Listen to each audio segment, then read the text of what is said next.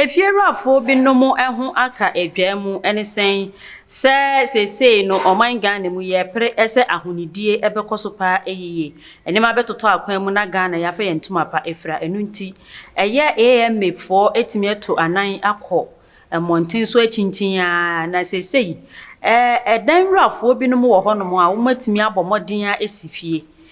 wo beji a bosome wetwabo a woje ne nyina chi no wanwe ho ese wo besi eye ejanan bia ewo efie ni mu abra yenim ese adechi adesen nyina no na nipa yensa ekoya no yedidi enunti yedidi de na eho beba se yebetimi soso eja yenan na nso no ebinum emfa saade enko adwindwin mu ebinum atimi esisi efie ni mu a wanfa eye ejanan bia ambem ni nyina ne se wotimi eko eye public toilet anase aban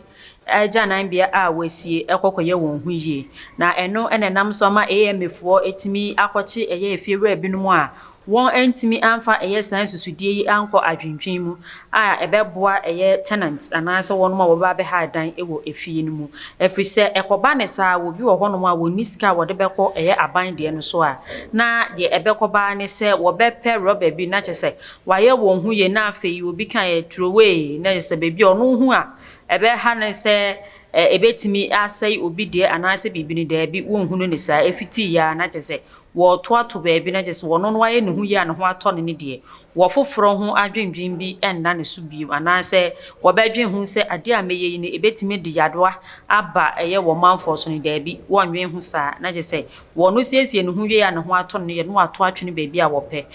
etimi nam so eman yare ahodo ati atese ewo oman Ghana mu hanu mu sei enunti wo de sa enipa yi wondin ena me bebubo enipa nan Mary Tego Doris Lamte ena ni asowa afei di twato eyebo tele lantei sa efiewrafo mienu we a wonum nyina eso eye mma ena AMFo ensa aka wonum a wode won akogina emra no na efiri ho no akoba ne se ewose yebo wonum ka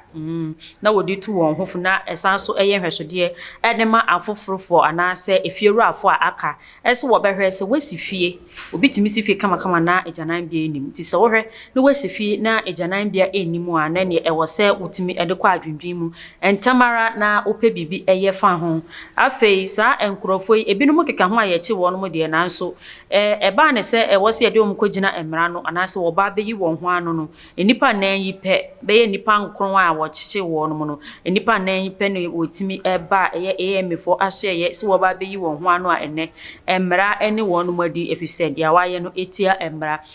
eye emra mu no aban ewose wo bo wonum ka na afi wotua sa ka yi wie nso a ewose wo pre no hwe se wo betimi esiesie sa eye emfomso ya woye nyina se na be na ahonidie ebetimi akoso ewo oman Ghana emu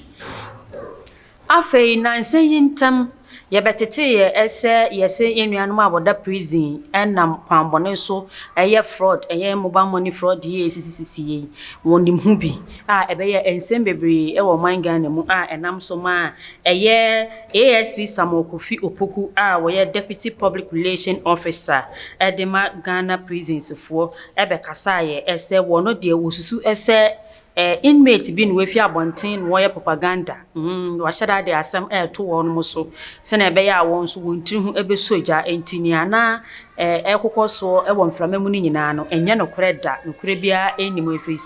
se wodi obimpo ekoto prison a wo yi ne ntade nyina age ne phone ne bibia won ma ho kwan ema won fa electronic device bia enko eye prison honomo enti ebe den na akoba ne se eye prisons for anase inmates for ena ebenim eye fraud ho ensensemi ebie enam so se attention TV ye de bia ye kan ense bibie hye bia ye beko akwakofa ebedi ekire akosi se entiase ene enidafo ebeba no ye di sansem ye chi koso na se de aba betodwa ene se eye ensem na ekoso ese ye se inmate for ana prisoners wo gugu afiase no wonom ena wo ye wo boa ama mobile money fraud akoso no de akobani abrante bi ye friend Mr. Ofori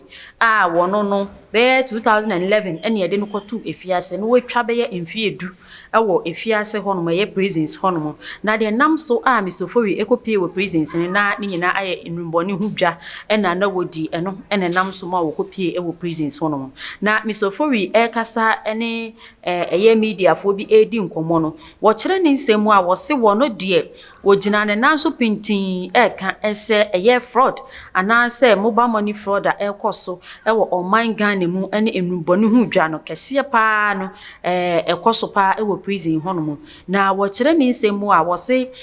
officer bi a wo no etimi hwe won so de omkọ abonten ema wo koye communal work ti se bi a wo kokododo ba bi afuo na abefa prison fo no akododo ana se abonten monten so nwuma bi a yetimi makwan ema prison fo ekoye no opani bi wo honom a efene standoff a wo no na wo hwe won so ewo abonten honom no wo kira sa wo pani yi no se wo de won ekọ abonten se kim na chesa kwaba ne se eye onu Mr. Ofori ene de nkrofo eka no ho no won konko sika enu nti so wokoko sika na de ba na eye officer yi agiska no no agiska na eden ene wode ye woje ya na de akoto cigarette anyway ede aba no wode ban so no de ama wo no mo se won fa nhye sebe won to wo fe wo to ho no ma na chese wapia ede ahye ho no na nti se ne be ya ye kokoduru na se ye bo on search kura na machine ete se den kura mpo na ade be fa nipa no ho a wo hu bebi ehye da afi se wode ahye tokuru na no ho sa ne to no aka adwom akata so nti se wo hwehwe kura wo hu na wode ma wo no ede hyehye wo ho no sa na wokọ ekoduru na chese wo no officer na age na fe wo ton edema inmate fo no wono mo a wo kon ado wo yese adwuma ne dadada se bi ho wa abonten no wono de enubone no wota no mo pa enu nti so wo be wrefia se ho no mo sa no wonya bi a na akoye bibie wo ho enu nti edwa wo no so edie no wo de hye ho no mo sa no okoduru eye prison ho no mo a na fe gbayi no wotonton edema inmate fo Mr. Ofori echire mu a kire se eye prison emema a wogu ho no mo nyina no sa bema ne bema enhie mudie ise ekoso wo ho no mo papa efise obi wo ho no ma wontimi enhye na kono so na eye ase de ekono nie wono ma wo ho no ma wache ewo prison ho no mo pa no wono na wokoye eye emema no na fe afofofo na eba no wafo wono mo te se ema enu nti waba foforo yi de ene se wo senior eba no waka se krache ene kuntumu na ne ebe yi wo de ana tese wakoye ofoforo nti wunni ano na je se wo de ahyehye wa na agiegu wuni ho kwan so se wo ka kiro bi aba fresh a waba hwan na ani no wo ho na wo se wo so wo de hye wo ho boko enu nti ensam mone ni nyema ensam fata bebre ekoso ewo prison yard ho no ma enye fedi agro kra enu nti so wo no ka ewo abonten se nyema bi sei na ekoso a wo se enipa nyina agidie na emom no ehu behia ese aban ebetu ne nan esi fom na o ma nani akọ prisons ho no mo pa ye free wo bi eba beda prison e bia na nipa no wo ba no sa suban yi ene asetena boni bi sa no wonim ho hwe enya ade a wo ye na nti so ba ebeda prison se asotwen ene ede ama no na afi ebewie kire na wo be 7 times nyina bewie na wasan kofa suban boni sei ede ato ne ho so a wo fi prisons ho no na sabio ya fa ne to afa no wo no so abeye ni suban we ni beka se part of him a wo pia bonten na just wo no so ba be kire afoforo wo ba be po bi a se aso ne dem nko ade a wo ne no ebetimi ato asa suban yi eso na Mr. Ofori echire mu a wo se eniema a aya na adomfo moberehufo a wogu eye prison honom ye de be che wo no mu adofo ne ankorankora adwumayefo wotimi exercise niema enuane toilet roll den nyema keke ka ho bebre etimi edeba prisons honom se wodwen won de hye anampo wonom a wogu eye prison no ho yie pa enti wonfa ensom wonom na won so wakoma ento oyem no wo hunu se wakwakwada bebi sa na no nkire ese abusua ana oman ni nyina eyi won to twene no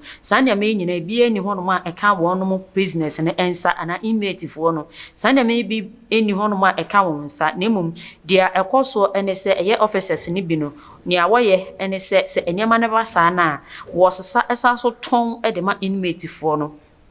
wa de prison ho no a enema ne bi ebehia wo no se ye toilet roll se ye den emfa ho ne de ye se ehia wo nko ana se wo se wo use a ene na e wo se woton e de ma wo no abra wondin e na wabo e de san ne ameyi aba besom wo no se be ye na wo nso wo bepe inhira e de ama wo no a wo de ba ye na wo nso won sabeka wo inhira no akozo abrabom wo mbi a wo ye be timi atumpon no ente sa akra wotonton e de ma wo no se wanton afa ma wo no so wo de kwa abonten e ne koto na che se sika no akwa wo ho enti nyema bebre e wo ho no a ekoso e wo ye prisons wo no a